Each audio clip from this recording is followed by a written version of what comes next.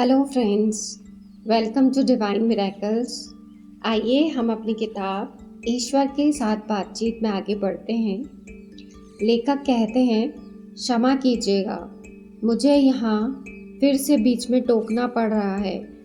उस व्यक्ति के बारे में क्या जो कि बीमार है, लेकिन फिर भी यह विश्वास रखता है कि वह पहाड़ को खिसका सकेगा। ऐसा वह सोचता है, कहता है और विश्वास भी करता है कि वह चंगा हो जाएगा, जबकि वह 6 सप्ताह में मरने वाला है। उसकी इस सकारात्मक सोच व दृढ़ निश्चय का मेल कहाँ बैठता है? ईश्वर कहते हैं, अच्छा प्रश्न है। तुम कठिन प्रश्न पूछ रहे हो और मेरे शब्दों को जस का तस नहीं ले रहे हो। यह अच्छी बात है। चलते चलते एक जगह ऐसी आएगी जब तुम मेरे शब्दों को ज्यों का त्यों लेने लगोगे, क्योंकि आखिर में तुम पाओगे कि इस बात पर हम दोनों अनंत काल तब तक बात करते रह सकते हैं जब तक कि इसके अलावा कोई विकल्प ना रहे कि या तो इसे आजमाओ या नकारो। लेकिन अभी हम वहां तक पहुंचे नहीं हैं, इसलिए बातचीत जारी रखो। वह व्यक्ति जो पहाड़ को खिसका देने का विश्वास रखता है, लेकिन 6 सप्ताह में मर जाता है। उसने 6 सप्ताह तक तो पहाड़ को खिसकाया ही है।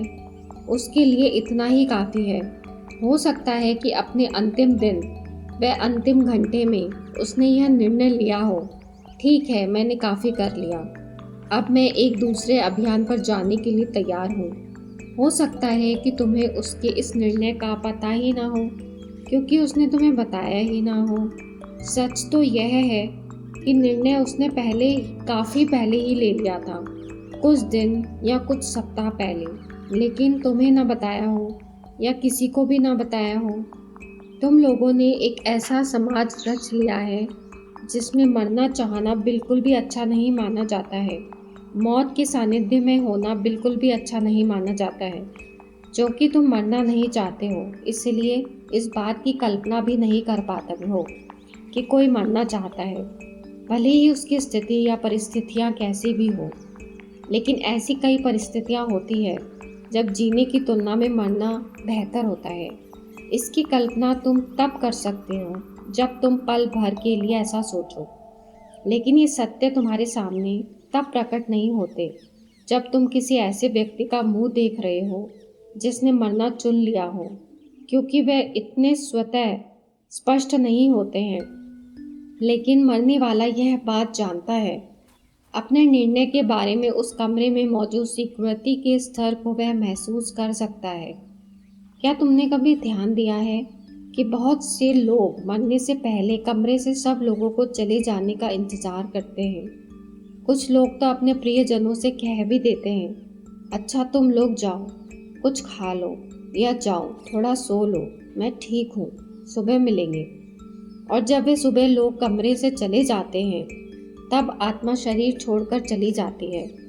अगर वे अपने उन परिजनों या प्रियजनों से यह कहते, मैं मरना चाहता हूँ, तो क्या वह उनकी सुनते?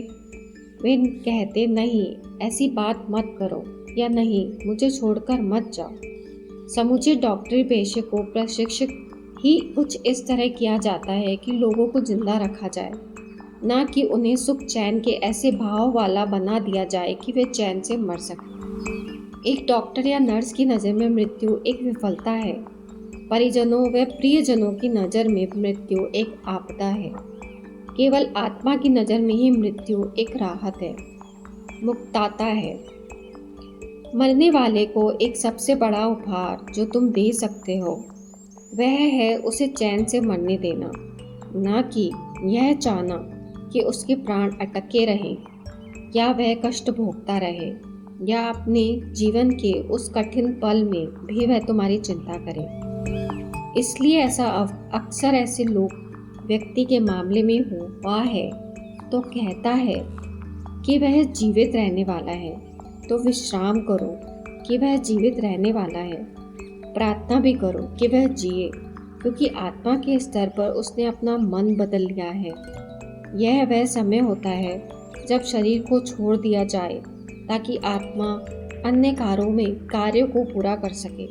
आत्मा जब ये निर्णय ले लेती है तब शरीर उसमें कोई दखलंदाजी नहीं करता है, मन उसे बदल नहीं सकता है।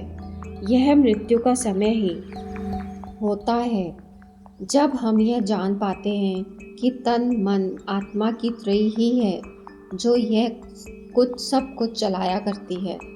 जीवन भर तुम यही मानते रहते हो कि अपना शरीर ही तुम हो।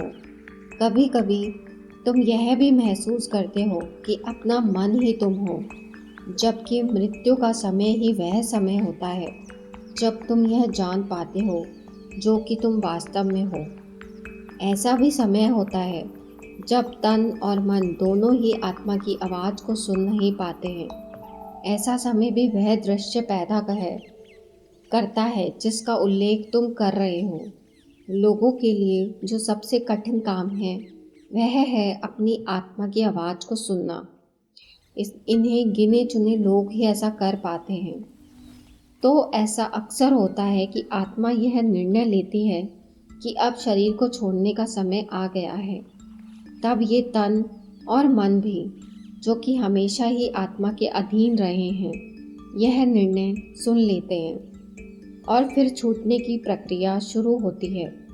हालांकि मन अहम इसे स्वीकार करने को तैयार नहीं होता है। आखिर यह उसे के व्यक्तित्व का अंत जो है, इसीलिए वह शरीर को आदेश देता है कि वह मृत्यु का प्रतिरोध करे। यह काम करने के लिए शरीर सहर्ष तैयार हो जाता है, क्योंकि वह भी मरना नहीं चाहता है। इस बात पर शरीर और मन को बाहरी संसार से, इसके रचनाकार संसार से भी भारी प्रोत्साहन और भारी प्रशंसा प्राप्त होती है और इस तरह रणनीति तय हो जाती है।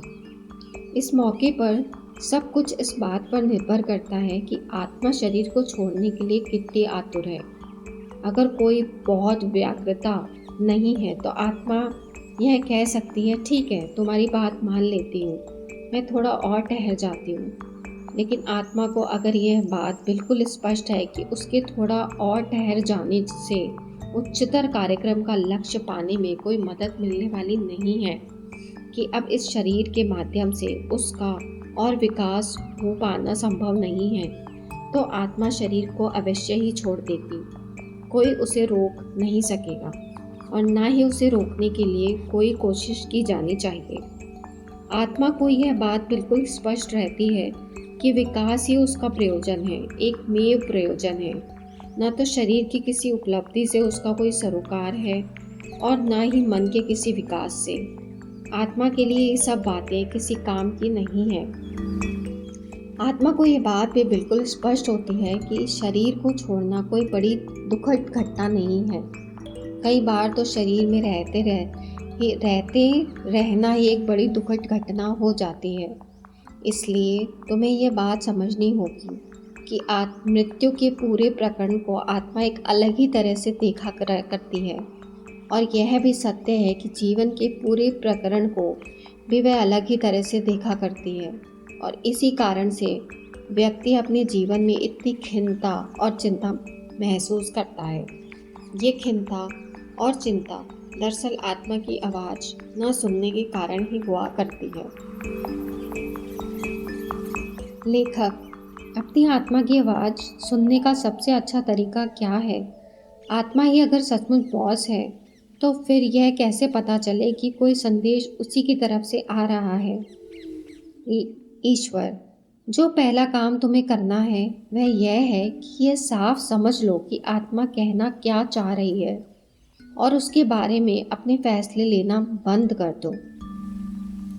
लेखक, क्या मैं अपनी ही आत्मा के बारे में फैसले लिया करता हूँ? ईश्वर, लगातार लिया करते हो। मैंने अभी अभी तुम्हें दिखाया है कि किस तरह तुम मरने के बारे में अपने फैसले लेने लगते हो। इसी तरह से तुम जीने के बारे में अपने फैसले लिया करते हो।